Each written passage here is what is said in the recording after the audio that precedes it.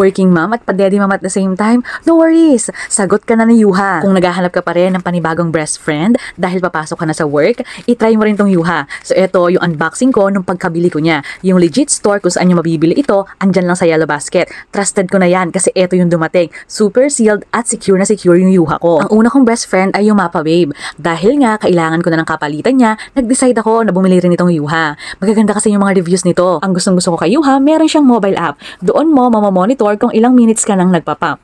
Pwede mo ring makontrol doon yung level ng modes na pipiliin mo kung saan ka comfortable. Ilalagay ko na lang sa end ng video na to yung itsura ng mobile app niya.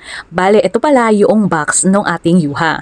Ang laman niya, secure na secure. Meron kang mga extra dyan na flange at ito yung mismong breast pump ninyo. Ang cute ng kulay, diba? Pure pink yan. Ang parts niyan, meron ka ng catcher, bulb, membrane, at saka yung cover. Meron pa tong mga extra na mga nakalagay sa box. Ang default na breast shield na nakalagay na dito sa ating mismong breast pump ay 24mm. Meron nakalagay dyan na extra na 28mm. Ito yon. Kung titingnan nyo tong breast shield, ang lambot niya, diba? Napaka-comfortable nito isuot. Oh wait, there's more in the box. Meron ka ng kasama dyan na pang-charge. Meron ka ng cord at adapter. Meron ka ring pouch na pwedeng paglagyan ng iyong Yuha kapag on the go ka. Kung napadaan to sa FYP mo at pumping mom o pa-daddy mom ka, i-follow mo naman ako para makita mo yung aking pumping journey gamit itong aking Yuha. At kung naghahanap ka ng legit store kung saan ka makakabili ng wearable breast pump, i-click mo lang yung andyan sa ating Yellow Basket. I really hope na sana makatulong din ito sa inyo. Yan lang. Thank you for watching!